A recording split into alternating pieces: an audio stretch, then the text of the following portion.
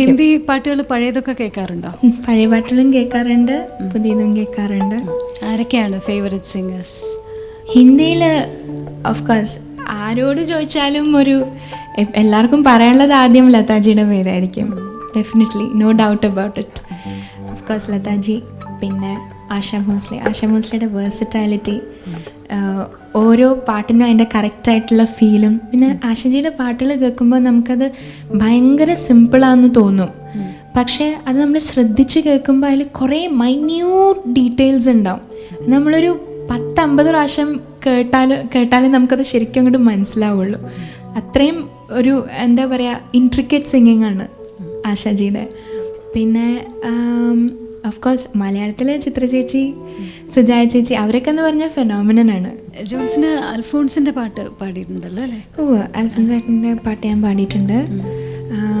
അൽഫോൺസ് ചേട്ടനെ ഞാൻ പരിചയപ്പെട്ടത് ഈ ആക്ച്വലി സുഗമാണി നിലാവ് ഇറങ്ങുന്നതിന് മുമ്പ് ഞാൻ പരിചയപ്പെട്ടിട്ടുണ്ട്. അപ്പോൾ കുറേ നാളായിട്ടുള്ള അറിവാണ് അൽഫോൺസ് ചേട്ടനെ.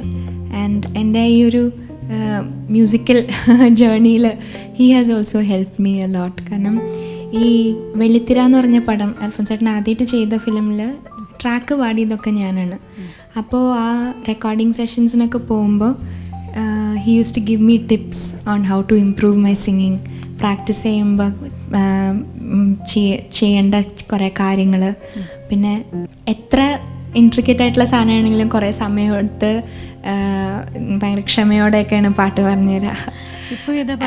ഇപ്പം ഞാൻ പാടുന്നത് അൽഫോൺസ് ചേട്ടൻ്റെ തന്നെ ഒരു പാട്ട്, ജലോത്സവം എന്ന് പറഞ്ഞ പടത്തിൽ. അതായത് എൻ്റെ കറുപ്പിനഴക് ഇറങ്ങിയ സമയത്ത് ഫോർ എ ലോങ് ടൈം എനിക്ക് അടിപൊളി പാട്ടുകൾ മാത്രമേ തന്നിരുന്നുള്ളൂ. ഐ വാസ് ടോട്ടലി ലേബിൾഡ് ഒരു അടിപൊളി സിംഗർ എന്നുള്ളൊരിത്. ആ സമയത്ത് ആണ് എനിക്ക് ഈ പാട്ട് കിട്ടിയത്. സോ അത് പാടാം.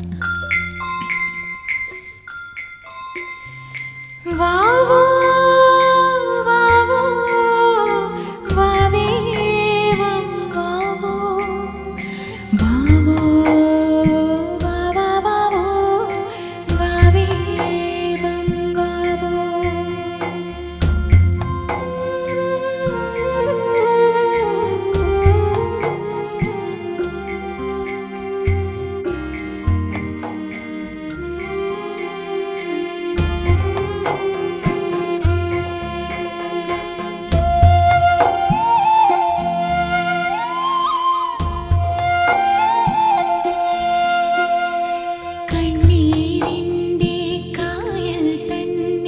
സ്നേഹം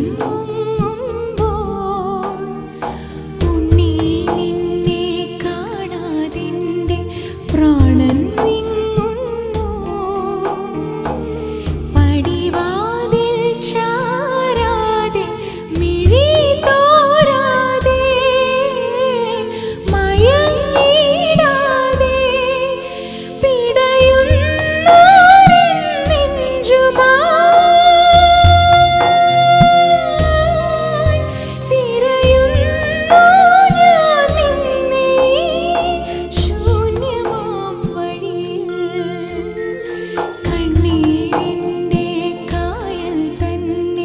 സ്നേഹം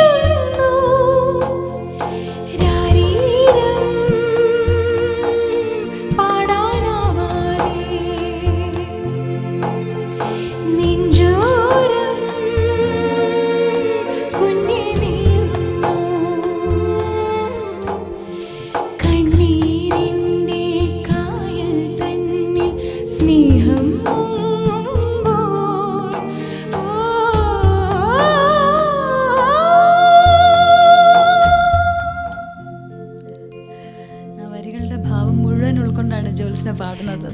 thank you very much. I believe ഒരു മ്യൂസിഷ്യനാകുമ്പോൾ തീർച്ചയായിട്ടും നമ്മുടെ ലൈഫിലെ എക്സ്പീരിയൻസസ് നമ്മുടെ വർക്കിൽ റിഫ്ലക്റ്റ് ചെയ്യും. അത് whether it's happy or it's sad, നമ്മുടെ ലൈഫിൽ ഉണ്ടായിട്ടുള്ള എക്സ്പീരിയൻസസ് തീർച്ചയായിട്ടും നമ്മുടെ വർക്കിൽ റിഫ്ലക്റ്റ് ചെയ്യുമെന്ന് എനിക്ക് തോന്നിയിട്ടുണ്ട്.